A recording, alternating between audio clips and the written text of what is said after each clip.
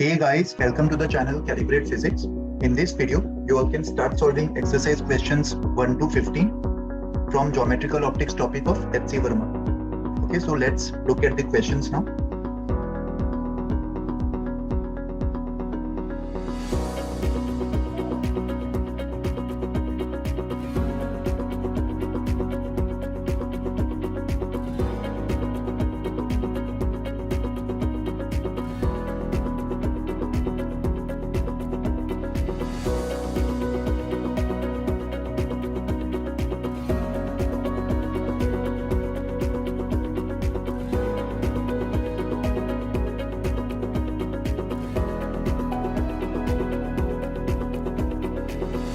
Verify your answers from this answer key.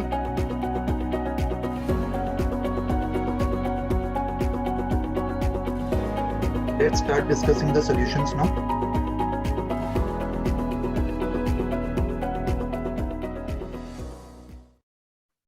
Question number 1.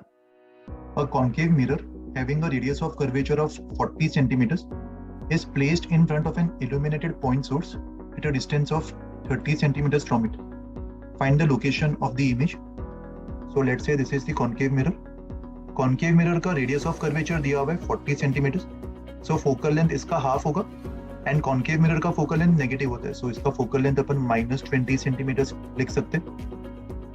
यहाँ पे point source जो है वो object की तरह act करेगा और इसका distance concave mirror से 30 centimeters दिया हुआ है. Incident ray right की तरफ travel करेगी. That means right direction को positive मानेंगे एंड लेफ्ट को नेगेटिव. सो यहाँ पे जो ऑब्जेक्ट डिस्टेंस होगा 30 सेंटीमीटर्स उसको भी अपन नेगेटिव लेंगे.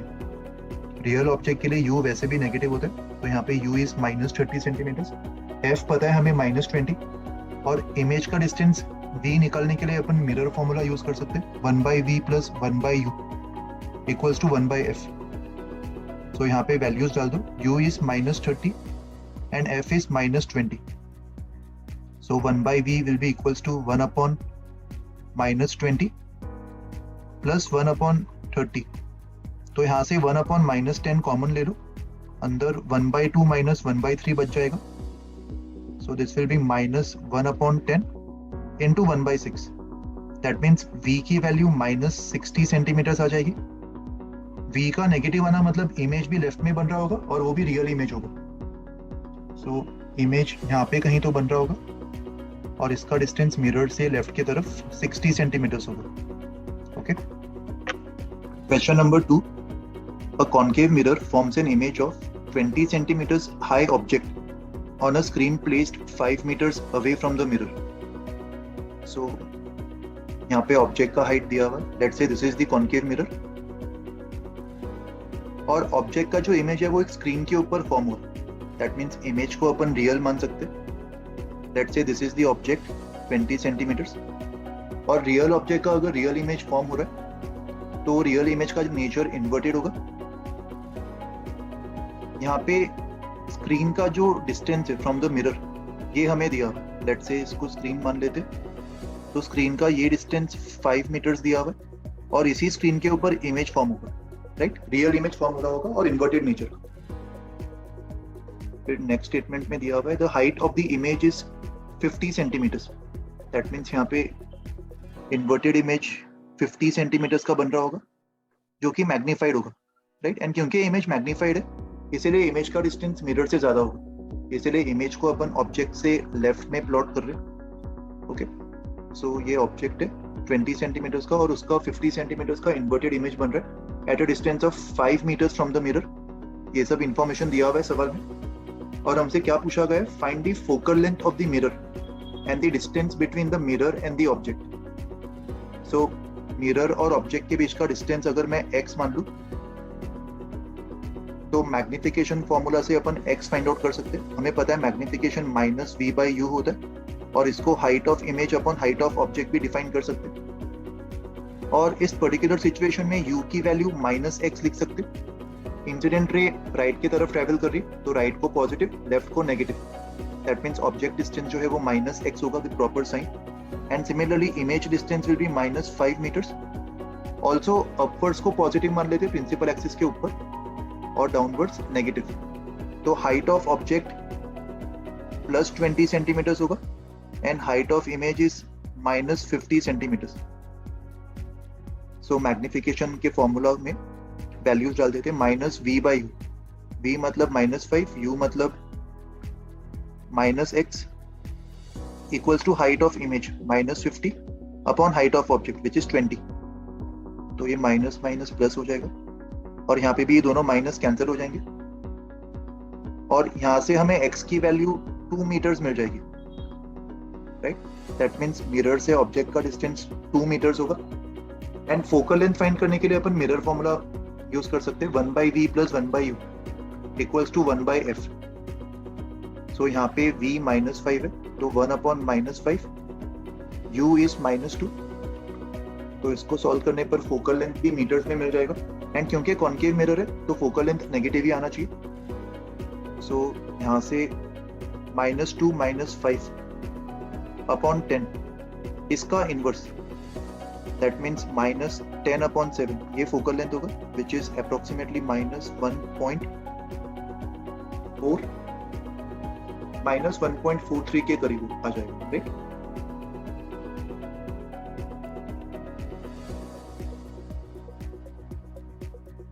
Question number 3.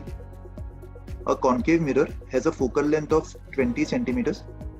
Find the position or positions of an object for which the image size is double the size of the object. तो यहाँ पे सवाल में concave mirror का focal length 20 दिया हुआ है.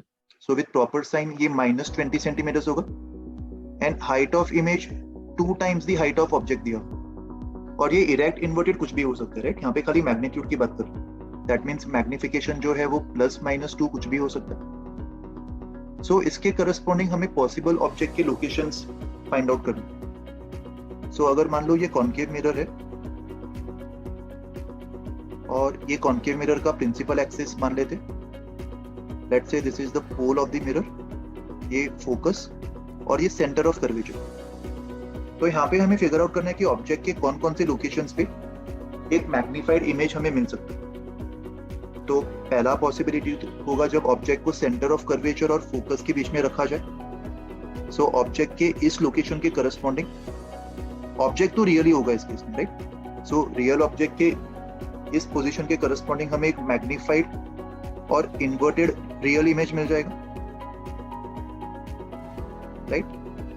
और हमें पता है कि ये मैग्निफिकेशन 2 है, दैट मीन्स अगर ऑब्जेक्ट का हाइट h0 है तो इमेज का हाइट 2 टाइम्स h0 होगा। और हमें ये भी पता है कि मैग्निफिकेशन -v/u होता है, दैट मीन्स इमेज का जो डिस्टेंस है उसका मैग्नीट्यूड ऑब्जेक्ट के डिस्टेंस का ट्वाइस होगा। तो यहाँ पे अगर मैं ऑब्जेक्ट का डिस्टेंस x मान लूं तो इमेज का डिस्टेंस 2 टाइम्स x होगा, तभी मैग्निफिकेशन भी डबल हो पाएगा, राइट। सो यहाँ पे x फाइंड आउट करने के लिए हम लोग मिरर फॉर्मूला अप्लाई कर सकते हैं। इंसिडेंट रे राइट की तरफ ट्रेवल कर रही है तो राइट को पॉजिटिव मानेंगे, that means object distance u with proper sign -x होगा। यहाँ पे x जो हमने अज्यूम किया हुआ है that is just the magnitude of the distance. So mirror formula में जब विद प्रॉपर साइन डालेंगे तो यहाँ पे u को -x लेंगे। सिमिलरली इमेज डिस्टेंस भी -2x होगा and focal length -20 centimetres. So 1/v + 1/u equals to 1/f। ये फॉर्मूला अप्लाई कर दो। v मतलब -2x, u मतलब -x एंड फोकल लेंथ मतलब -20। तो पूरे इक्वेशन में से माइनस साइन कैंसिल हो जाएगा। सो LHS में 1/2x + 1/x, सो ये हमें 3/2x देगा इक्वल्स टू 1/20। तो इसको सॉल्व करने पर x की वैल्यू 30 सेंटीमीटर्स के इक्वल आ जाएगी, राइट। सो ये एक पॉसिबल सोल्यूशन होगा। ऑब्जेक्ट को अगर 30 सेंटीमीटर्स पे रखते तो उसका मैग्नीफाइड रियल इमेज बन जाएगा सेम साइड पे। अभी यहाँ पे एक और सिचुएशन पॉसिबल है। ऑब्जेक्ट को अगर पोल और फोकस के बीच में रखते, डायग्राम को एक बार वापस रीड्रॉ कर लेते। Let's say again this is the concave mirror, ये प्रिंसिपल एक्सिस, ये pole, focus and centre of curvature. So यहाँ पे ऑब्जेक्ट को अगर पोल और फोकस के बीच में रखते तो इस केस में भी वर्चुअल इमेज बनेगा जो कि मैग्नीफाइड होगा, राइट। तो यहाँ पे भी हमें डबल हाइट का इमेज मिल सकता है। हम चाहते हैं कि मैग्निफिकेशन +2, तो अगर हाइट का ऑब्जेक्ट का हाइट अगर h0 है तो इमेज का हाइट 2 टाइम्स h0 होगा। और यहाँ पे भी अगर मैं ऑब्जेक्ट का डिस्टेंस x मान रहा हूँ तो इमेज के डिस्टेंस का मैग्नीट्यूड 2 टाइम्स x हो जाएगा, राइट? क्योंकि मैग्निफिकेशन का जो मैग्नीट्यूड है वो image distance upon object distance, इसके मैग्नीट्यूड के इक्वल लिख सकते हैं।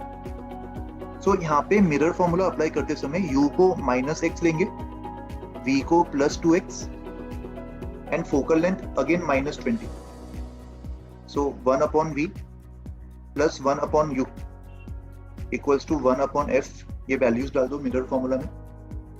सो 1/2x माइनस 1/x, ये -1/2x होगा इक्वल्स टू -1/20। तो यहाँ से x की दूसरी पॉसिबल वैल्यू 10 सेंटीमीटर्स के इक्वल आ जाएगी, राइट? दैट मीन्स अगर ऑब्जेक्ट को मिरर से 10 सेंटीमीटर्स पे रखा जाता है जो कि उसके फोकस और पोल के बीच में होगा, तो उस केस में एक मैग्निफाइड वर्चुअल इमेज हमें मिल जाएगा जो कि मिरर के दूसरे साइड पे होगा, right? So that means 30 centimetres and 10 centimetres, ये दो पॉसिबल आंसर्स होंगे इस क्वेश्चन के। Okay, question number 4, a 1 centimeter object is placed perpendicular to the principal axis of a convex mirror of focal length 7.5 centimeters. Find its distance from the mirror if the image formed is 0.6 centimeters in size. So यहाँ पे convex mirror दिया हुआ है और convex mirror का focal length with proper sign positive ही लेंगे 7.5 centimetres, और 1 सेंटीमीटर हाइट का ऑब्जेक्ट यहाँ पे प्लेस्ड है। ऑब्जेक्ट अगर प्लेस्ड है तो इसको रियल ऑब्जेक्ट ही मान लेंगे, एक्चुअल ऑब्जेक्ट यहाँ पे प्लेस किया गया है। और इसका जो इमेज होगा, कॉन्वेक्स मिरर जो है वो रियल ऑब्जेक्ट का वर्चुअल इमेज ही फॉर्म करेगा, और वर्चुअल इमेज जो है वो इरेक्ट नेचर का होगा ऑब्जेक्ट के दूसरे साइड पे। सो सवाल में इमेज का साइज दिया, image is form 0.6 centimetres in size, तो यहाँ पे कहीं तो इमेज बन रहा होगा और ये 0.6 सेंटीमीटर्स हाइट का दिया होगा, राइट? सो यहाँ पे मैग्निफिकेशन क्या होगा? मैग्निफिकेशन को height of image upon height of object लिखा जा सकता है। तो मैग्निफिकेशन 0.6 आ रहा है। ऑब्जेक्ट का अगर मैं डिस्टेंस x मान लूं और इमेज का डिस्टेंस y मान लेते, सो मैग्निफिकेशन को -v/u भी लिखा जा सकता है। यहाँ पे v मतलब विद प्रॉपर साइन +y के इक्वल होगा और u -x के इक्वल होगा। That means y/x is 0.6, so y की वैल्यू 0.6 टाइम्स x हो जाएगी, राइट? तो x को फाइंड आउट करने के लिए अपन मिरर फॉर्मूला अप्लाई कर सकते हैं। मिरर फॉर्मूला में u को -x लेंगे, v को +y, क्योंकि राइट डायरेक्शन को अपन पॉजिटिव मान रहे, incident ray is travelling towards right. So v को +y लिखना मतलब 0.6 times x and focal length f is 7.5 centimetres, right? So 1/v मतलब 1/0.6x plus 1/u 1/-x equals to 1/f which is 7.5। तो यहाँ से x की वैल्यू हमें मिल जाएगी 1/0.6 माइनस 1 टाइम्स 1/x, ये 1/7.5 के इक्वल होगा। 1/0.6 को 10/6 लिख देते एंड 10/6 मतलब 5/3, सो 5/3 माइनस 1 टाइम्स 1/x इज 1/7.5। सो यहाँ से x की value 7.5 times 5/3 minus 1 which is 2/3, सो ये 2.5 होगा एंड 2.5 इंटू 2 मतलब 5, तो x की वैल्यू 5 सेंटीमीटर्स के इक्वल आ जाएगी। ओके, और सवाल में पूछा क्या है? Find its distance. Find its distance मतलब ऑब्जेक्ट का डिस्टेंस या इमेज का डिस्टेंस। यहाँ पे ऑब्जेक्ट की बात हो रही थी ना इसके पहले वाले स्टेटमेंट में, तो ऑब्जेक्ट का डिस्टेंस हमें निकालना है, तो यहाँ पे ऑब्जेक्ट का डिस्टेंस ही x के इक्वल होगा, right? So 5 centimetres is the required answer. अगर इमेज का डिस्टेंस पूछा होता तो अपन y बोलते, जो कि 0.6 इंटू 5 मतलब 3 सेंटीमीटर्स के इक्वल आ जाता। Okay. Question number 5, a candle flame 1.6 centimeters high is imaged in a ball bearing of diameter 0.4 centimeters. If the ball bearing is 20 centimeters away from the flame, find the location and the height of the image. So यहाँ पे spherical shape का एक ball bearing दिया हुआ है, इसका surface reflecting होगा, right? तो ये वाला जो surface है इसका, बाहर वाला surface reflecting होगा और ये बाहर वाला सरफेस कॉन्वेक्स मिरर का काम कर रहा होगा। और इस सरफेस से कैंडल फ्लेम का डिस्टेंस हमें दिया हुआ है 20 सेंटीमीटर्स, और कैंडल फ्लेम का जो हाइट है वो भी हमें गिवन है 1.6 सेंटीमीटर्स, एंड स्फीयर का जो डायामीटर है वो हमें दिया हुआ है 0.4 सेंटीमीटर्स। दैट मीन्स स्फीयर का रेडियस 0.2 सेंटीमीटर्स होगा। सो कॉन्वेक्स मिरर का जो फोकल लेंथ वो रेडियस का हाफ होगा, तो 0.1 सेंटीमीटर्स, एंड क्योंकि कॉन्वेक्स मिरर बन रहा है तो फोकल लेंथ को पॉजिटिव लेंगे। सो यहाँ पे कैंडल फ्लेम को अपन रियल ऑब्जेक्ट की तरह ट्रीट कर सकते हैं, एंड कॉन्वेक्स मिरर में रियल ऑब्जेक्ट का वर्चुअल इमेज फॉर्म होगा। तो हमें इमेज का लोकेशन और हाइट फाइंड करना, तो सबसे पहले लोकेशन निकालना पड़ेगा। लोकेशन निकालेंगे उसके बाद ही अपन मैग्निफिकेशन -v/u से निकाल पाएंगे, और उसी से हमें हाइट ऑफ इमेज मिलेगा, because magnification is height of image upon height of object. So यहाँ पे हमें u दिया हुआ है -20, फोकल लेंथ अपन 0.1 ले सकते और v फाइंड करना। सो मिरर फॉर्मूला अप्लाई कर दो, 1/v + 1/u equals to 1/f which is 1/0.1। So 1/v की वैल्यू 1/0.1 प्लस 1/20 होगी। 1/0.1 मतलब अप्रोक्सीमेटली 10, एंड 1/20 मतलब 0.05 के करीब। तो अप्रोक्सीमेटली 1/v को 10 के इक्वल मान सकते हैं। दैट मीन्स v की वैल्यू 1/10 मतलब 0.1 सेंटीमीटर, राइट? सो बेसिकली यहाँ पे फोकल लेंथ 0.1 सेंटीमीटर, और ये फोकल लेंथ के रिस्पेक्ट में ऑब्जेक्ट का डिस्टेंस बहुत ही ज्यादा है। सो मोर और लेस अपन अज्यूम कर सकते हैं कि इस ऑब्जेक्ट को इनफाइनाइट डिस्टेंस पे प्लेस किया। देखो, इनफाइनाइट का हमेशा लिटरल मीनिंग इनफाइनाइट नहीं होता। Infinite means compare to other dimensions like focal length, the distance of the object is very large, क्योंकि इस केस में हमें दिखाई दे रहा है। तो एक तरीके से ऑब्जेक्ट को अपन इनफाइनाइट डिस्टेंस पे लोकेटेड अज्यूम कर सकते हैं इन दिस सिचुएशन। तो जो इमेज फॉर्म होगा वो इस कॉन्वेक्स मिरर के फोकस पे फॉर्म होगा, और फाइनल आंसर भी हमें वही आ रहा है, v की वैल्यू अप्रोक्सीमेटली फोकल लेंथ के इक्वल ही आ रही है, राइट? सो फाइनल इमेज यहीं पे फॉर्म होगा। इमेज का नेचर वर्चुअल होगा, एंड वर्चुअल इमेज मिरर में हमेशा इरेक्ट नेचर का होता है, राइट? तो ऐसा इमेज बन जाएगा, और इमेज का हाइट hi मान लेते हैं। So height of image upon height of object ये -v/u के इक्वल होगा। v मतलब 0.1 एंड u मतलब -20, राइट? सो यहाँ से height of image 0.1/20 times height of object, height of object 1.6 centimetres के इक्वल दिया हुआ। सो ये 0.16/20 सेंटीमीटर्स के इक्वल आ जाएगा, और 10 से मल्टीप्लाई करेंगे तो इतना mm होगा, राइट? सो 0.16/2 मतलब 0.08 mm ये इमेज का साइज होगा, और इमेज का जो लोकेशन है वो हमें 0.1 सेंटीमीटर आ रहा था towards right of this surface, okay? And height जो है वो 0.08 mm होगी। Question number 6, a 3 centimeter tall object is placed at a distance of 7.5 centimeters from a convex mirror of focal length 6 centimeters. Find the location, size and nature of the image. So यहाँ पे मान लेते हैं ये एक convex mirror है। Convex mirror का focal length दिया हुआ है 6, और साइन कन्वेंशन के साथ ये पॉजिटिव ही होगा। 3 सेंटीमीटर टॉल ऑब्जेक्ट का साइज दिया हुआ है at a distance of 7.5 centimetres from the convex mirror. So let's say ये 3 सेंटीमीटर्स का ऑब्जेक्ट है, और इसका डिस्टेंस 7.5 सेंटीमीटर्स दिया हुआ है। Find the location, size and nature of the image. यहाँ पे ऑब्वियसली ये रियल ऑब्जेक्ट ही होगा, एंड कॉन्वेक्स मिरर के केस में हमेशा रियल ऑब्जेक्ट का वर्चुअल इमेज ही फॉर्म होगा। और इमेज का लोकेशन निकालने के लिए मिरर फॉर्मूला यूज कर लेते हैं, 1/v plus 1/u equals to 1/f।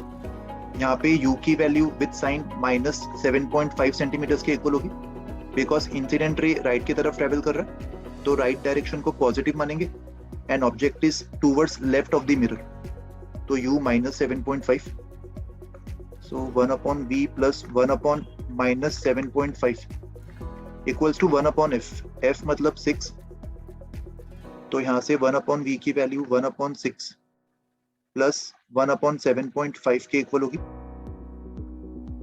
यहाँ से 1/3 कॉमन ले लो, तो अंदर 1/2 प्लस 1/2.5 बच जाएगा, so this is 1/3, 2.5 plus 2 4.5 upon 2 into 2.5 मतलब अपॉन 5, 4.5 अपॉन 3 मतलब 1.5, सो 1/v मतलब 1.5 अपॉन 5, सो v की वैल्यू 50/15 मतलब 10/3, सो ये 3.33 सेंटीमीटर्स के इक्वल आ रहा है। दैट मीन्स इमेज राइट की तरफ बन रहा होगा, और इमेज का जो डिस्टेंस है वो मिरर से 3.33 सेंटीमीटर्स होगा। ओके, और हाइट ऑफ इमेज फाइंड करने के लिए मैग्निफिकेशन फॉर्मूला यूज कर लेते हैं। मैग्निफिकेशन इज -v/u मतलब -3.33 अपॉन -7.5, u की वैल्यू -7.5, और इसी को height of image upon height of object लिख सकते हैं। हाइट ऑफ ऑब्जेक्ट 3 दिया, सो यहाँ से हाइट ऑफ इमेज 3/7.5 इंटू 3.33 इसके इक्वल आ जाएगी। 3/7.5 मतलब 30/75 विच इज 2/5, सो ये 6.66 अपॉन 5 के इक्वल होगा। 6.66 अपॉन 5 मतलब यहाँ से हाइट ऑफ इमेज हमें मिल जाएगा अप्रोक्सीमेटली 1.33 के करीब आ जाएगा, राइट? ये हाइट ऑफ इमेज होगा।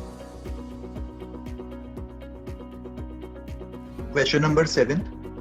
A U-shaped wire is placed before a concave mirror having radius of curvature of 20 centimeters as shown in the figure. Find the length of the image. So यहाँ पे ये wire दिया हुआ है U-shaped, इसको नाम दे देते वायर ABCD, और इसके इमेज का लेंथ हमें प्रेडिक्ट करना है। मिरर का radius of curvature 20 centimetres, concave mirror है तो इसका फोकल लेंथ रेडियस का हाफ होगा और माइनस होगा, सो माइनस ऑफ 10 सेंटीमीटर्स, ये इसका फोकल लेंथ होगा। तो इसके इमेज को लोकेट करने के लिए ऑब्जेक्ट को डिवाइड कर लेते हैं। ऑब्जेक्ट को ए बी और सी डी ऐसे दो पार्ट्स में डिवाइड कर लेते हैं। तो सबसे पहले ए बी का इमेज लोकेट करने के लिए मिरर फॉर्मूला अप्लाई कर दो। ए बी का जो डिस्टेंस है वो मिरर से 30 सेंटीमीटर्स के इक्वल है, तो करस्पॉन्डिंग u -30 होगा, focal length -10, so mirror formula apply कर दो। 1/v plus 1/u equals to 1/f, तो यहाँ से 1/v की वैल्यू हमें मिल जाएगी 1/-10 प्लस 1/30। 1/-10 कॉमन ले लो, अंदर 1 - 1/3 मतलब 2/3 बच जाएगा। सो यहाँ से v की वैल्यू -15 सेंटीमीटर्स के इक्वल आ रही, and that means corresponding magnification जो होगा वो -v/u होता है, मतलब -15 अपॉन u मतलब -30, सो करस्पॉन्डिंग मैग्निफिकेशन -½ के इक्वल आ रहा है। Let's say this magnification is m1, that means जो इमेज फॉर्म होगा वो इन्वर्टेड होगा, उसका डिस्टेंस मिरर से 15 सेंटीमीटर्स लेफ्ट की तरफ होगा, और उसका साइज ऑब्जेक्ट के साइज के कंपैरिजन में हाफ होगा। और यहाँ पे ऑब्जेक्ट हम लोग AB को मान रहे थे, तो AB का जो इमेज होगा लेट्स से A', वो यहाँ पे कहीं तो बन रहा होगा इन्वर्टेड।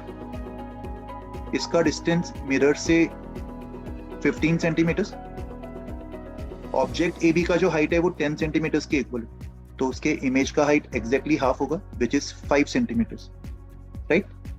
तो ऑब्जेक्ट AB का इमेज A', हमने लोकेट कर लिया और उसका साइज भी निकाल लिया। सिमिलरली ऑब्जेक्ट CD की बात करते हैं। ऑब्जेक्ट CD का जो डिस्टेंस होगा मिरर से वो 30 + 10 मतलब -40 के इक्वल होगा, इसके करस्पॉन्डिंग जो u होगा. Focal length again -10, so 1/v plus 1/u equals to 1/f.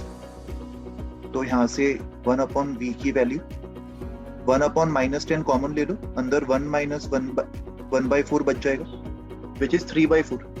So v की वैल्यू -40/3 सेंटीमीटर्स के इक्वल आएगी. And corresponding magnification -v/u, corresponding magnification 1/3 के इक्वल आ जाएगा, राइट. दैट मीन्स इस केस में हाइट ऑफ इमेज जो होगा वो 1/3 times height of object which is 10. तो इमेज का हाइट 3.33 सेंटीमीटर्स होगा. इसको 10/3 रहने देते, बाद में हमें इमेज का टोटल पेरीमीटर फाइंड आउट करना है, तो बाद में एक साथ ऐड कर देंगे. सो let us say that height of image is 10/3 centimetres और इमेज का जो लोकेशन है वो 40/3 होगा. माइनस मतलब अगेन लेफ्ट की तरफ बन रहा होगा, रियल इमेज होगा, और मैग्निफिकेशन एक्चुअली -1/3 होगा विद प्रॉपर साइन, क्योंकि v और u दोनों नेगेटिव है, तो इमेज इन्वर्टेड होगा. 40/3 मतलब अप्रोक्सीमेटली 13 के करीब. सो लेट्स से ये वाला डिस्टेंस 40/3 है, 40/3 सेंटीमीटर्स. तो यहाँ पे CD का इमेज बन रहा होगा, C', D', और इसका जो लेंथ होगा ये 10/3 सेंटीमीटर्स के इक्वल होगा. सो कंप्लीट इमेज जो है वो ऐसा बनेगा, जो यू शेप्ड वायर है उसका ऐसा कुछ इमेज बन जाएगा. A', C' का जो लेंथ है वो A' का distance from the mirror minus C' का डिस्टेंस फ्रॉम द मिरर, मतलब 15 - 40/3, तो 45 - 40 मतलब ये 5/3 सेंटीमीटर्स होगा. सो इमेज का जो टोटल लेंथ है उसको अपन A', C' का लेंथ मतलब 5/3 प्लस A', B' का लेंथ, A', B' का लेंथ कितना होगा 5 सेंटीमीटर्स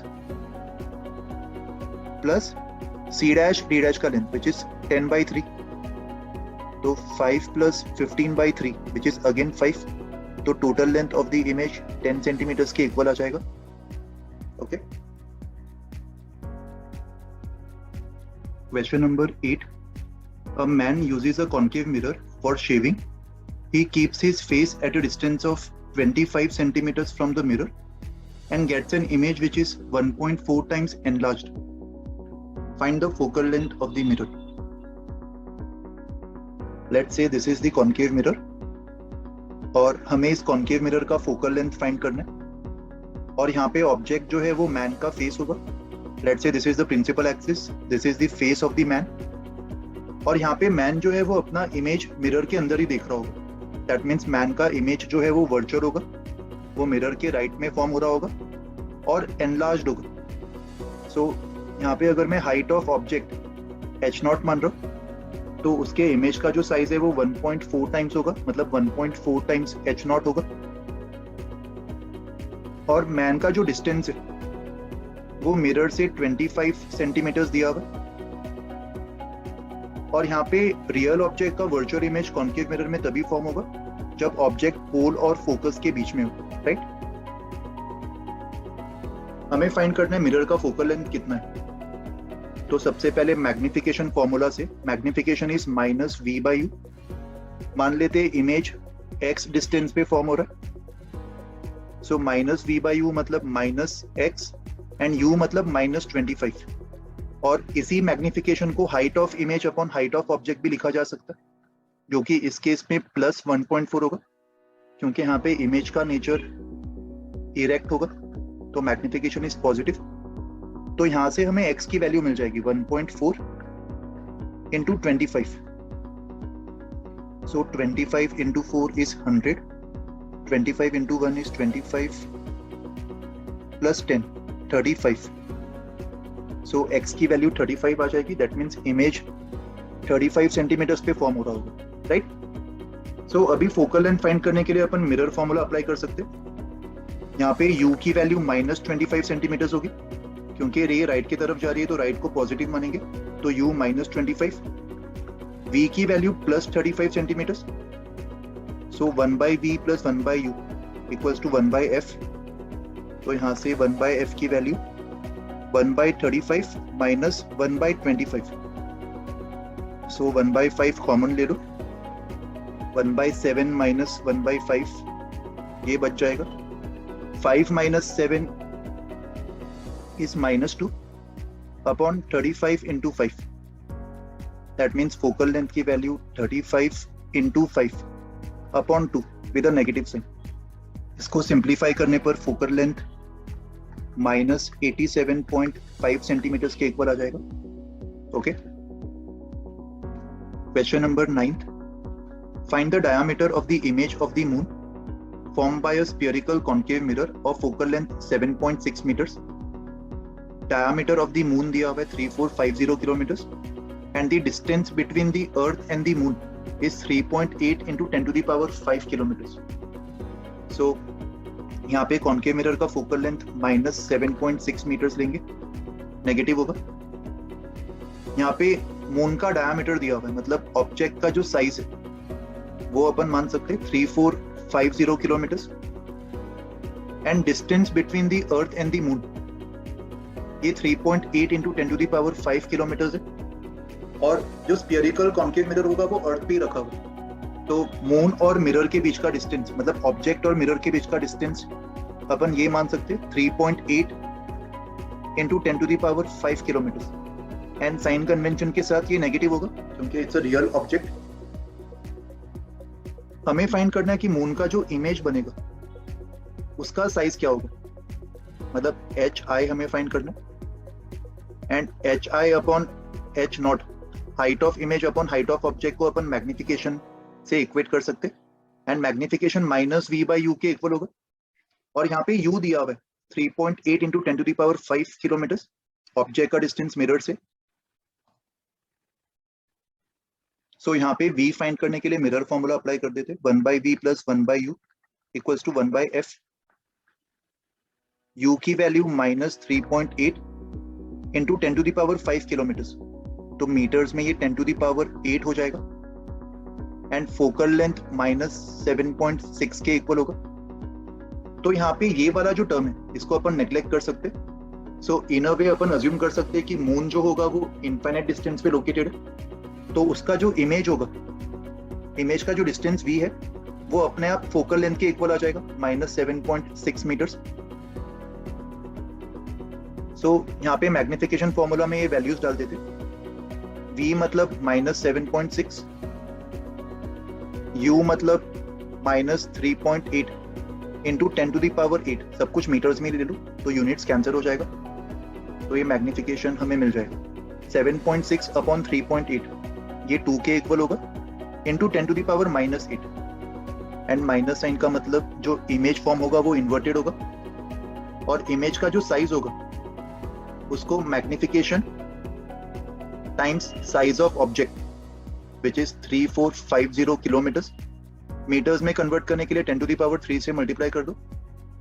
तो यहाँ से हमें साइज ऑफ इमेज मतलब मून के इमेज का डायमीटर मिल जाएगा. Minus is just implying that the image is inverted, तो इसका मैग्नीट्यूड लेंगे तो माइनस को हटा देंगे, तो फाइनल आंसर क्या मिलेगा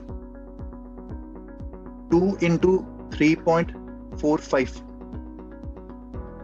3450 को 3.45 into 10 to the power 3 और एक और 10 to the power 3 10 to the power 6 बन जाएगा into 10 to the power -8, तो ये 10 to the power -2 बचेगा. दिस इज इन मीटर्स, तो इसको सिंप्लीफाई कर लेते 2 into 3.45 मतलब 6.9 into 10 to the power -2 metres मतलब 6.9 centimetres.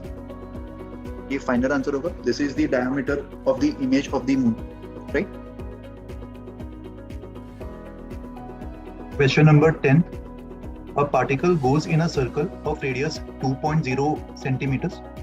Concave mirror of focal length 20 centimeters is placed with its principal axis passing through the center of the circle and perpendicular to its plane. The distance between the pole of the mirror and the center of the circle is 30 centimeters. Calculate the radius of the circle formed by the image. Let's say particle ये वाले circle में जा रहा है, इस circle का जो plane है वो इस स्क्रीन के परपेंडिकुलर होगा और कॉन्केव मिरर का जो प्रिंसिपल एक्सिस है वो भी सर्कुलर प्लेन के परपेंडिकुलर होगा. Let's say this is the principal axis of the concave mirror और इसको कॉन्केव मिरर मान लेते. कॉन्केव मिरर का फोकल लेंथ 20 दिया हुआ है, सो विद साइन ये -20 सेंटीमीटर होगा. और पार्टिकल जिस सर्कल में जा रहा है उस सर्कल का रेडियस दिया हुआ 2 सेंटीमीटर, राइट. सो इसका मतलब पार्टिकल किसी भी इंस्टेंट पे सर्कल के जिस भी पॉइंट पे होगा, लेट्स से वो अभी यहाँ पे सर्कल के ये वाले पॉइंट पे, इसको पॉइंट ए नाम दे देते. तो इस समय पार्टिकल का जो डिस्टेंस है वो प्रिंसिपल एक्सिस से रेडियस ऑफ द सर्कल के इक्वल होगा 2 सेंटीमीटर. एंड सर्कल के किसी भी पोजीशन पे पार्टिकल को होने दो. मान लो पार्टिकल अगर यहाँ पे भी आ गया तो इस समय भी पार्टिकल का जो डिस्टेंस होगा वो प्रिंसिपल एक्सिस से यही 2 सेंटीमीटर के इक्वल होगा स्क्रीन के बाहर. यहाँ पे अगर नीचे आया तो ये भी डिस्टेंस उसका 2 सेंटीमीटर होगा. तो सर्कल के सारे पॉइंट्स पे पार्टिकल को अपन एक हाइटेड ऑब्जेक्ट की तरह ट्रीट कर सकते हैं जिसका हाइट 2 सेंटीमीटर के इक्वल होगा. तो जब पार्टिकल पॉइंट ए पे होगा तो उसका एक इन्वर्टेड इमेज बन जाएगा. तो यहाँ पे पॉइंट्स को नाम दे देते हैं. Let's say this is point A, ये पॉइंट बी, ये पॉइंट सी. और पार्टिकल के इन सारे पोजीशंस के करस्पॉन्डिंग पार्टिकल का जो डिस्टेंस है फ्रॉम द मिरर वो अपन क्वेश्चन में दिया हुआ है 30 सेंटीमीटर अज्यूम कर सकते. The distance between the pole of the mirror and the centre of the circle is 30 centimetre. तो सर्कल के सेंटर का जो भी डिस्टेंस होगा इस सर्कल के पूरे प्लेन का डिस्टेंस वही होगा मिरर के पोल से. तो किसी भी इंस्टेंट पे पार्टिकल का अपन डिस्टेंस मिरर के पोल से सेम 30 सेंटीमीटर मान सकते. सो पार्टिकल के किसी भी पोजीशन के करस्पॉन्डिंग ऑब्जेक्ट डिस्टेंस को अपन -30 ले सकते. यहाँ पे राइट को पॉजिटिव मानेंगे, incident raise towards right. Okay, सो करस्पॉन्डिंग इमेज का डिस्टेंस फाइंड आउट करने के लिए अपन मिरर फॉर्मूला अप्लाई कर सकते हैं. 1/v + 1/u मतलब -30 equals to 1/f. So 1/v की वैल्यू 1/30 - 1/20 होगी. -1/10 कॉमन ले लो, अंदर 1/2 - 1/3 बचेगा. तो इसको सिंप्लीफाई करने पर v -60 सेंटीमीटर आ जाएगा.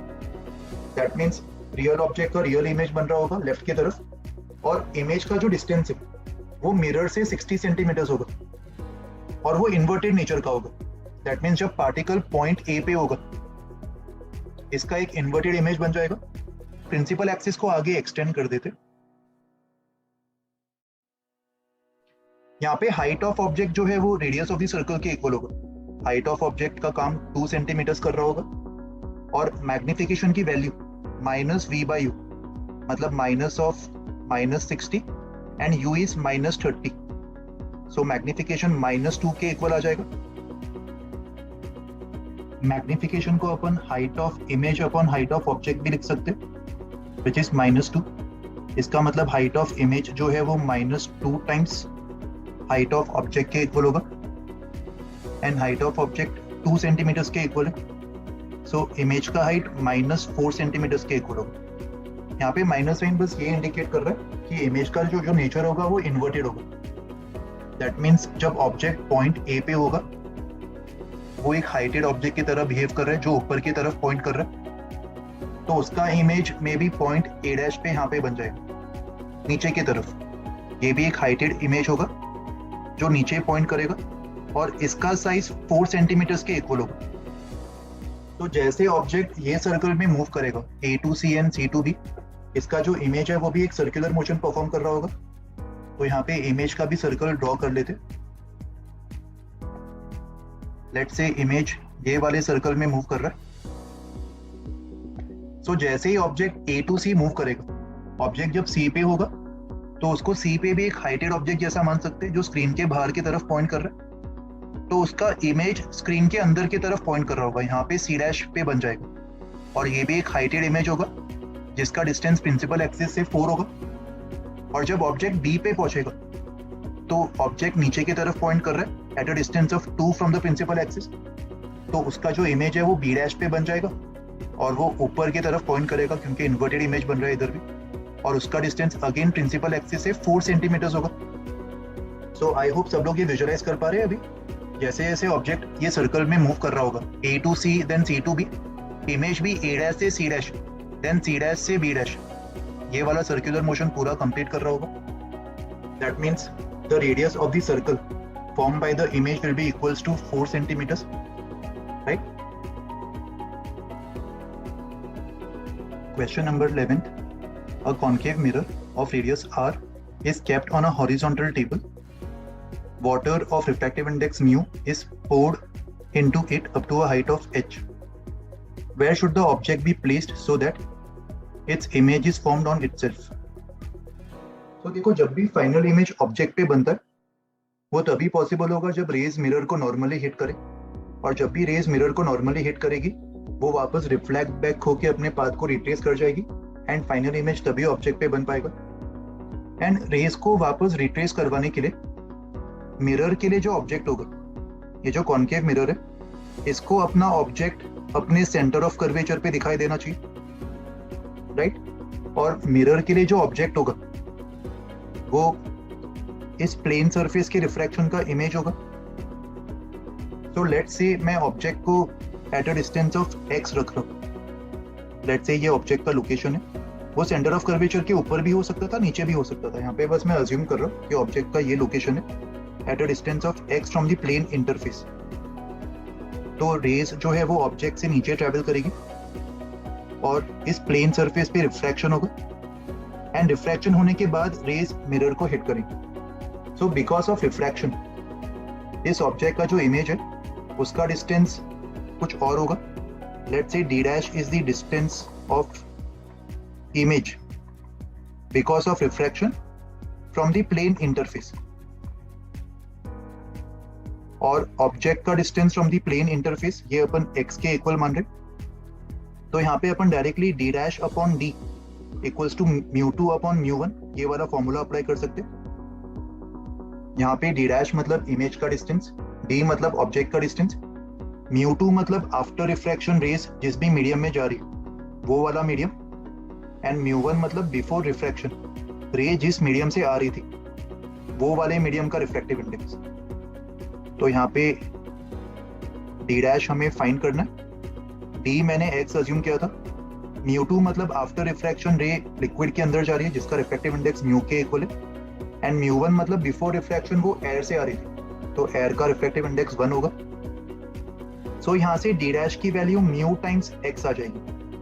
दैट मीन्स प्लेन रिफ्रैक्शन के बाद जो इमेज बन रहा होगा वो प्लेन इंटरफेस से म्यू टाइम्स x डिस्टेंस पे बनेगा, और ये जो इमेज होगा, इमेज फॉर प्लेन रिफ्रैक्शन,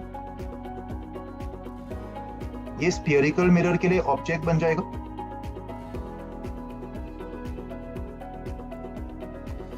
और स्फीयरिकल मिरर के लिए जो ऑब्जेक्ट होगा वो उसके सेंटर ऑफ कर्वेचर पे होना चाहिए, तभी रेज अपने पाथ को रिट्रेस कर पाएगी एंड फाइनल इमेज तभी ऑब्जेक्ट पे बन पाएगा, right? So that means spherical mirror का जो ऑब्जेक्ट है which is also the image for plane refraction which is at a distance of d dash from the plane interface, वो centre of curvature के ऊपर lie करना चाहिए, right? So let's call this point I1. तो plane diffraction का जो image होगा जिसको मैं I1 मान रहा हूँ वो इसी सेंटर ऑफ कर्वेचर पे लोकेटेड होना चाहिए, और इस इमेज का जो डिस्टेंस है वो प्लेन इंटरफेस से d डैश के इक्वल होगा, ये वाला डिस्टेंस, और d dash mu times x के इक्वल आया था, राइट? ये I1 जो है वो स्फीयरिकल मिरर के लिए ऑब्जेक्ट की तरह बिहेव करेगा, इसलिए उस I1 को अपन उस मिरर के सेंटर ऑफ कर्वेचर पे लोकेट करवा रहे ताकि जब रेज I1 से आके मिरर को हिट करेगी वो वापस रिफ्लेक्ट बैक कर जाएगी, क्योंकि ऐसे ही रेज मिरर को नॉर्मली हिट कर पाएगी. सो यहाँ पे प्लेन सरफेस से जब रिफ्रैक्शन होगा उसके बाद वाली रेज को जब अपन बैक ट्रेस करेंगे वो I1 से ओरिजिनेट होते हुए अपीयर करेगी फॉर द मिरर, और क्योंकि ये I1 सेंटर ऑफ कर्वेचर पे ये मिरर को नॉर्मली स्ट्राइक करेगी, एंड नॉर्मली स्ट्राइक करना मतलब एग्जैक्टली ये रिफ्लेक्ट बैक हो जाएगी, एंड रिफ्लेक्ट बैक होके एग्जैक्टली ये सेम पाथ को रिट्रेस करेगी, एंड फाइनल इमेज जो है वो इसी I1 पे बन जाएगा. सॉरी, फाइनल इमेज जो है वो इसी ऑब्जेक्ट पे बन जाएगा रिट्रेस करने पर. तो जहाँ पे ओरिजिनल ऑब्जेक्ट रखा था वहीं पे फाइनल इमेज बन जाएगा. हमारा टारगेट क्या निकालना है? Where should the object be placed so that its image is formed on itself. तो हमें ये x फाइंड करना है. तो x फाइंड करने के लिए ये हाइट h हमें दिया हुआ है और ये वाला जो डिस्टेंस है ये r के इक्वल होगा। That means centre of curvature से सरफेस तक का जो डिस्टेंस है वो r माइनस h होगा and r minus h is equals to d dash. तो r माइनस h को म्यू टाइम्स x लिख सकते हैं, तो यहाँ से x की value r minus h upon mu, ये फाइनल आंसर होगा। This should be the distance of the object from the plane interface so that the final image is formed on the object itself, right?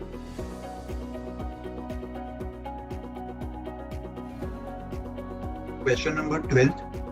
A point source S is placed midway between two converging mirrors having focal length f as shown in the figure. Converging mirrors मतलब दोनों concave mirrors है। Find the values of D. D मतलब distance between the mirrors for which only one image is formed. तो यहाँ पे source object होगा और ये दो मिरर्स है, लेट्स से ये मिरर M1 और ये मिरर M2 एंड दोनों मिरर्स के बीच का डिस्टेंस D दिया हुआ है और हमें D की वैल्यू फाइंड करनी है सच दैट एक ही इमेज फॉर्म हो रहा और हमें फोकल लेंथ F दिया हुआ है। सो इसको हिट एंड ट्रायल से अपन सॉल्व कर सकते हैं। मिरर्स के जो स्पेशल पॉइंट्स होते हैं centre of curvature and focus, वहां पे इस पॉइंट सोर्स को प्लेस करके देखते हैं क्या होगा। फर्स्ट केस में अगर मैं इसको सेंटर ऑफ कर्वेचर मान लूं तो यहां से जो भी रेस मिरर को हिट करेगी वो नॉर्मली स्ट्राइक करेगी। यहाँ पे इसको मैं सेंटर ऑफ कर्वेचर दोनों मिरर्स का मान रहा हूं, मतलब दोनों मिरर से इसका जो डिस्टेंस है वो 2 टाइम्स f के इक्वल होगा। तो इस केस में सोर्स से जो भी रेस मिरर को हिट करेगी वो वापस अपने पाथ को रिट्रेस करेगी और इमेज यहीं पे फॉर्म होगा। एंड सिमिलरली अगर दूसरे मिरर पे भी ये वाली रे हिट कर रही तो वो भी अपने पाथ को रिट्रेस ही करने वाली है, right? So even after multiple reflections यहाँ पे एक ही इमेज बन पाएगा at the source itself. So one of the possible answers for D will be 2f plus 2f। तो एक पॉसिबल आंसर होगा D equals to 4f, right? अभी सेकेंड इंपॉर्टेंट पॉइंट का एनालिसिस करते हैं। मान लेते हैं सेकेंड केस में अगर मैं इस सोर्स को दोनों मिरर्स के फोकस पे रखता हूं, अगर ये S दोनों मिरर्स का फोकस हुआ तो ये डिस्टेंस f के इक्वल होगा और ये वाला डिस्टेंस भी f के इक्वल होगा। इस केस में जो भी रे of light let's say mirror M1 को हिट करती है, सो आफ्टर रिफ्लेक्शन ये प्रिंसिपल एक्सिस के पैरेलल हो जाएगी और जब ये M2 को पैरेलली हिट करेगी सो आफ्टर रिफ्लेक्शन ये M2 के फोकस से पास करेगी एंड दोनों का फोकस अपन S को ही मान रहे, तो इस केस में भी इमेज SP बन जाएगा। एंड अगेन जब ये फोकस से पास होती हुई रे M1 को वापस स्ट्राइक करेगी तो वापस ये वाली रे पैरेलल हो जाएगी और पैरेलल रेज जब M2 को वापस स्ट्राइक करेगी सो आफ्टर रिफ्लेक्शन अगेन ये फोकस से पास करेगी, right? So in any scenario even after multiple reflections इस केस में भी जो इमेज होगा I वो सोर्स पे ही बन रहा होगा, तो एक ही सिंगल इमेज बनेगा। तो डिस्टेंस D का सेकेंड पॉसिबल आंसर क्या होगा? D equals to f plus f, ये दोनों डिस्टेंस का addition, so D equals to 2f। ये दो पॉसिबल आंसर्स होंगे, ओके? तो ये डिस्टेंस f के इक्वल होगा और ये वाला डिस्टेंस भी f के इक्वल होगा। इस केस में जो भी रे of light let's say mirror M1 को हिट करती है सो आफ्टर रिफ्लेक्शन ये प्रिंसिपल एक्सिस के पैरेलल हो जाएगी और जब ये M2 को पैरेलली हिट करेगी सो आफ्टर रिफ्लेक्शन ये M2 के फोकस से पास करेगी एंड दोनों का फोकस अपन S को ही मान रहे, तो इस केस में भी इमेज SP बन जाएगा। एंड अगेन जब ये फोकस से पास होती हुई रे M1 को वापस स्ट्राइक करेगी तो वापस ये वाली रे पैरेलल हो जाएगी और पैरेलल रेज जब M2 को वापस स्ट्राइक करेगी सो आफ्टर रिफ्लेक्शन अगेन ये फोकस से पास करेगी, right? So in any scenario even after multiple reflections इस केस में भी जो इमेज होगा I वो सोर्स पे ही बन रहा होगा, तो एक ही सिंगल इमेज बनेगा। तो डिस्टेंस D का सेकेंड पॉसिबल आंसर क्या होगा? D equals to f plus f, ये दोनों डिस्टेंस का addition, so D equals to 2f। ये दो पॉसिबल आंसर्स होंगे, okay?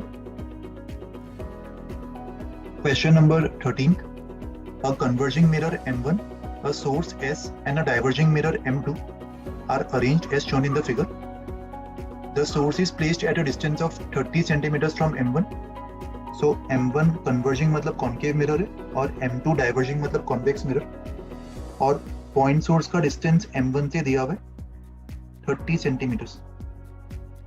The focal length of each of the mirrors is 20 centimeters. Consider only the image is formed by a maximum of 2 reflections. It is found that one image is formed on the source itself. Find the distance between the two mirrors. तो यहाँ पे मान लेते हैं कि first reflection M1 के ऊपर हो रहा है एंड सेकेंड रिफ्लेक्शन M2 पे.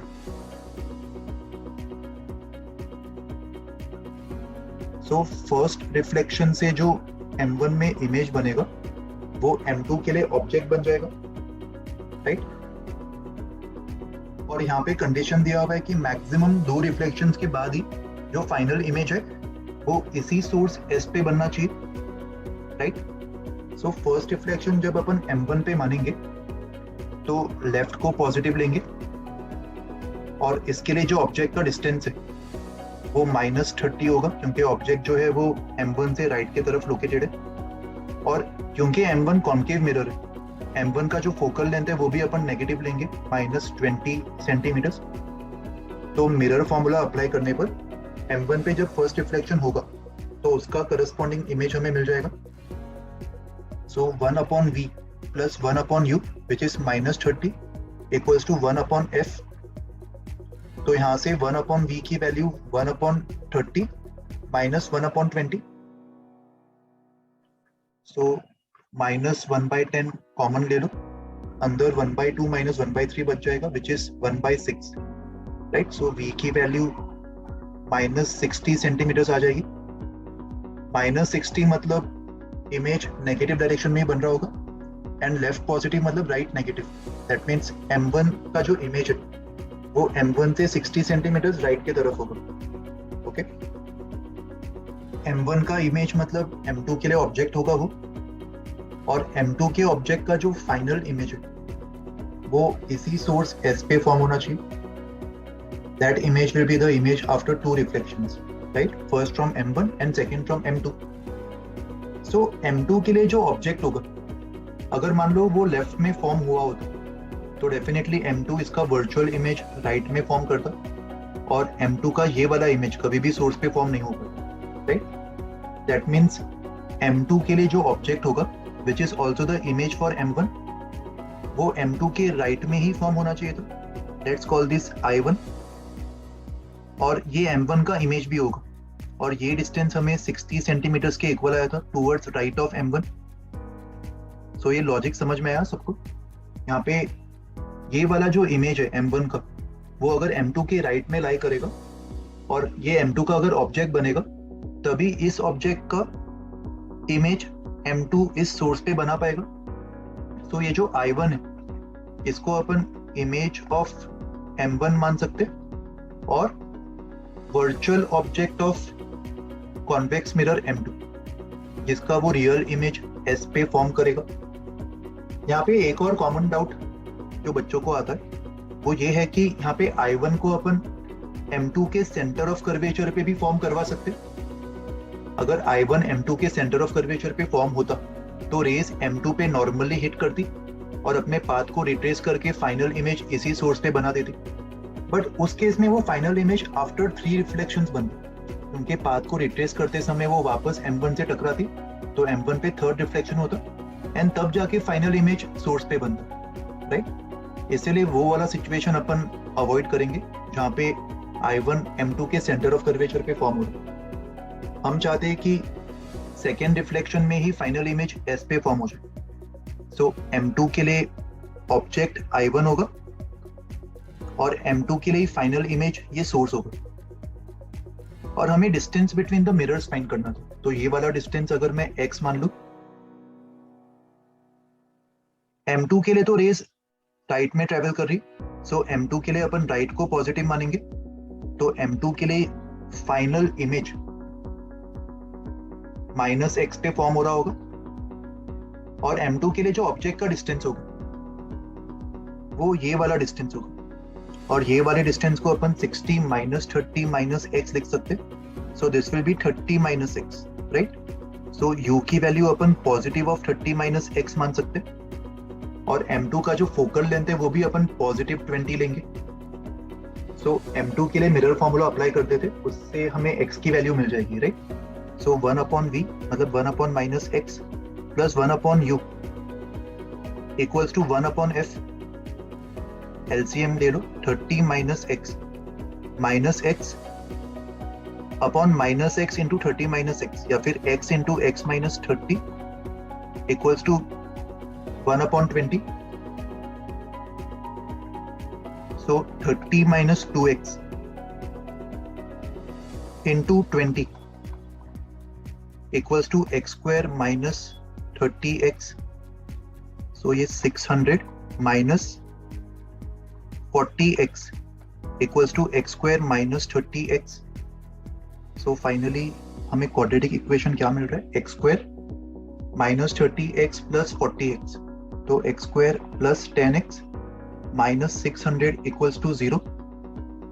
सो यहाँ से x की value minus b plus minus b square मतलब 100 माइनस 4ac, तो माइनस ऑफ माइनस प्लस हो जाएगा, तो प्लस 4 इंटू 600 अपॉन 2।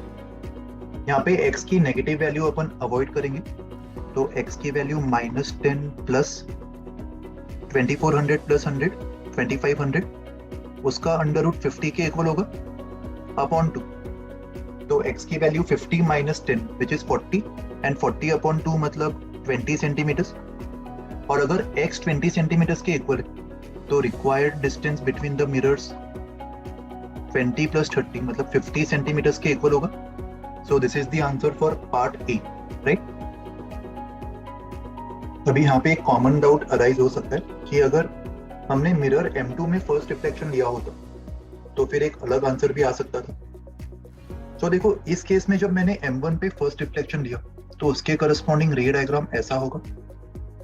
M1 के लिए ऑब्जेक्ट सोर्स पे था और उसका इमेज I1 पे बन गया, और M2 के लिए ऑब्जेक्ट I1 पे था और उसका इमेज S पे बन गया। तो अगर मैं फर्स्ट रिफ्लेक्शन M2 पे लेता, उस केस में M2 का जो ऑब्जेक्ट है वो सोर्स S रहता, और उसका जो इमेज है अगर उसको मैं I1 पे फॉर्म करवा देता तो रे डायग्राम एग्जैक्टली रिवर्स हो जाती। और हमें पता है कि रिफ्लेक्शन में हमेशा रेज अपने पाथ को रिट्रेस कर सकते, we can follow the principle of reversibility. तो M2 पे अगर अपन फर्स्ट रिफ्लेक्शन करवाते और M1 पे सेकेंड रिफ्लेक्शन करवाते तो उस केस में भी एग्जैक्टली सेम आंसर आता। उस केस में भी सोर्स को हमें एग्जैक्टली सेम एक्स पे रखना पड़ता 20 सेंटीमीटर्स के इक्वल, तब रिवर्स डायरेक्शन में भी दो रिफ्लेक्शन के बाद फाइनल इमेज एस पे ही बन जाता, right. So this answer is applicable for either of the case. और इस आंसर के करस्पॉन्डिंग पार्ट बी में क्या पूछा है, find the location of the image form by the single reflection from M2। सो अभी अगर M2 से सिंगल रिफ्लेक्शन हो रहा होता तो उसके लिए ऑब्जेक्ट का डिस्टेंस x होता, एंड रियल ऑब्जेक्ट मतलब उसके लिए अपन u की वैल्यू माइनस x ले लेते मतलब माइनस 20, एंड कॉन्वेक्स मिरर का फोकल लेंथ प्लस 20। तो करस्पॉन्डिंग इमेज डिस्टेंस फाइंड करने के लिए अगेन मिरर फॉर्मूला अप्लाई कर दो, 1 by v plus 1 by u equals to 1 by f। तो यहाँ से 1 by v 1 by 10 के इक्वल आ जाएगा। That means corresponding image distance जो है वो 10 सेंटीमीटर्स होगा, प्लस 10 मतलब कॉन्वेक्स मिरर से राइट की तरफ ये इमेज बन रहा होगा। ओके, तो ये पार्ट बी का आंसर होगा। यहाँ पे फर्स्ट रिफ्लेक्शन जब M2 पे हो रहा था और सेकेंड रिफ्लेक्शन M1 पे हो रहा था, उस केस को अपन एक और तरीके से इंटरप्रेट कर सकते। उस केस में M1 का जो फाइनल इमेज है वो इस S पे फॉर्म होना चाहिए, तो M1 का जो V होगा वो माइनस 30 के इक्वल होगा। तो मिरर फॉर्मूला अप्लाई करके M1 का जो ऑब्जेक्ट है जो कि I1 होगा उसकी करस्पॉन्डिंग U की वैल्यू माइनस 60 आ जाती। दैट मीन्स M1 का ऑब्जेक्ट I1 पे इसी 60 सेंटीमीटर्स की दूरी पर बनता, और ये I1 M2 के लिए इमेज होता उस केस में, राइट। तो एग्जैक्टली सेम क्वाड्रेटिक इक्वेशन आ जाता अपन को, और उससे भी अपन मैथमेटिकली प्रूव कर सकते थे कि फाइनल आंसर x का सेम ही आएगा, right. Question number 14. A light ray falling at an angle of 45 degrees with the surface of a clean slab of eyes of thickness 1 meter is refracted into it at an angle of 30 degrees. Calculate the time taken by the light rays to cross the slab. Speed of light in vacuum दिया हुआ है 3 into 10 to the power 8, ये तो हमें already पता है. So time निकालने के लिए स्लैब के अंदर लाइट का जो स्पीड होगा वो हमें पता होना चाहिए और उसके लिए स्लैब का रिफ्रैक्टिव इंडेक्स पता होना चाहिए. सवाल में एंगल ऑफ इंसिडेंस दिया हुआ है 45 डिग्रीज और लाइट रे is falling eight an angle of 45 degrees with the surface. Actually ये एंगल सरफेस के साथ दिया हुआ है, बट क्योंकि ये एंगल 45 डिग्रीज है तो नॉर्मल के साथ भी सेम ही एंगल होगा 45 डिग्रीज. एंड स्लैब का थिकनेस दिया हुआ 1 मीटर. एंगल ऑफ इंसिडेंस 45 और angle of refraction 30 degrees given है, तो स्नेल्स लॉ अप्लाई कर देते. एयर का रिफ्रैक्टिव इंडेक्स 1 होगा बाहर एंड स्लैब का म्यू मान लेते. सो 1 into sin 45 equals to mu into sin 30. So 1 upon root 2 is equals to mu into 1 by 2. तो यहाँ से स्लैब की रिफ्रैक्टिव इंडेक्स की वैल्यू √2 के इक्वल आ जाएगी. और स्पीड ऑफ लाइट स्लैब के अंदर, लेट्स से स्लैब के अंदर इसका स्पीड मैं c डैश अज्यूम कर रहा हूँ एंड वैक्यूम में उसका स्पीड c मान लेते हैं. तो स्लैब के अंदर इसका स्पीड c अपॉन म्यू मतलब c by √2 के इक्वल होगा. एंड स्लैब के अंदर रे ऑफ लाइट ये ऑब्लिक डिस्टेंस कवर करने वाला है. और यहाँ पे अगर अपन ये राइट एंगल ट्राइंगल कंप्लीट कर दे, ट्राइंगल ABC, तो यहाँ पे AB 1 मीटर के इक्वल दिया हुआ है और ऑब्लिक डिस्टेंस AC रे ऑफ लाइट ये वाला डिस्टेंस ट्रेवल करने वाला है. तो AC को अपन AB इंटू सेक ऑफ 30 लिख सकते. सो AC की value AB is 1 metre and sec of 30 मतलब 2 by √3. ये AC की वैल्यू होगी, right. So time taken by the ray of light inside the slab to cross the slab, ये distance upon corresponding speed होगा.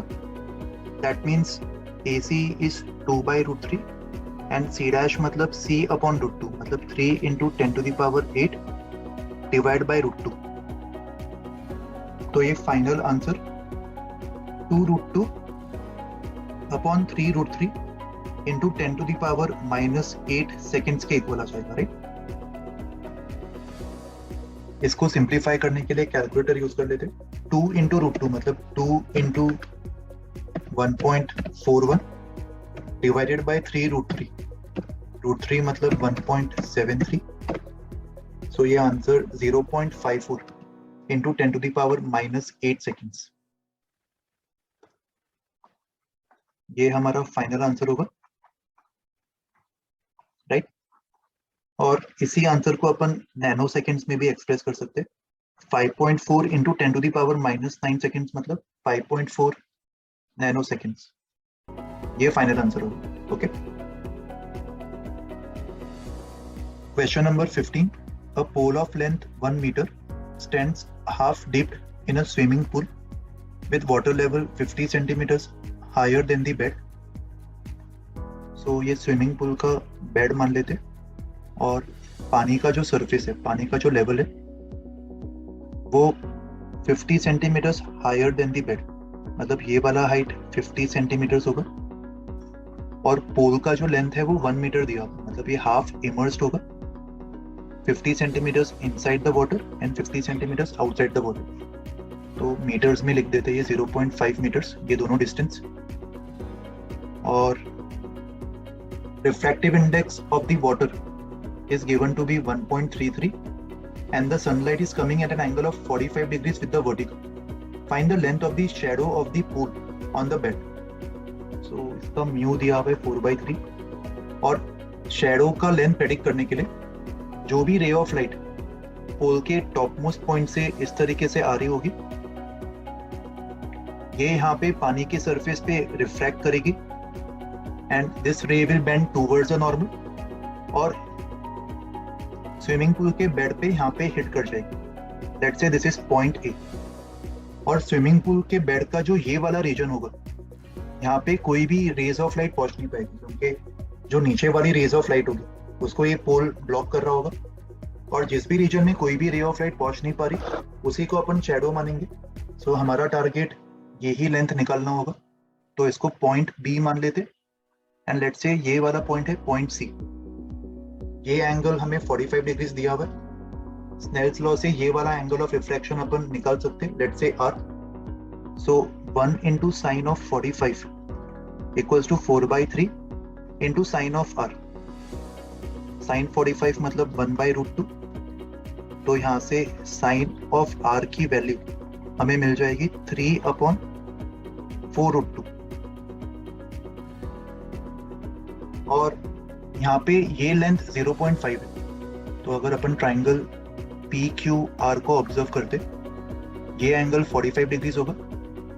सो अगर ये वाला लेंथ 0.5 है, tan of 45 is QR/PQ which is 1, तो QR भी 0.5 मीटर्स के इक्वल होगा एंड QR का लेंथ BC के लेंथ के इक्वल होगा।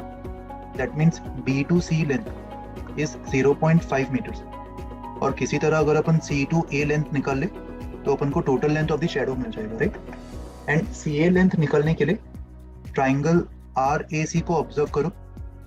इस ट्राइंगल RAC में tan ऑफ R की वैल्यू AC/RC होगी एंड RC इज अगेन 0.5 और sin R हमें मिल चुका है, sin of R 3/4√2।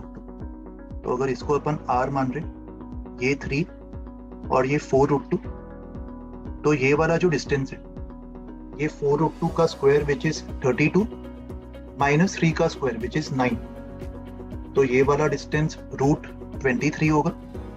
That means tan of R की वैल्यू 3/√23 होगी विच इज AC/0.5। तो यहाँ से हमें AC की वैल्यू मिल जाएगी 0.5 इंटू 3/√23, राइट। इसको सिंप्लीफाई कर लेते, √23 इज 4.8, 3 डिवाइडेड बाय 4.8 इंटू 0.5, तो AC की वैल्यू 0.31 के करीब आ जाएगी।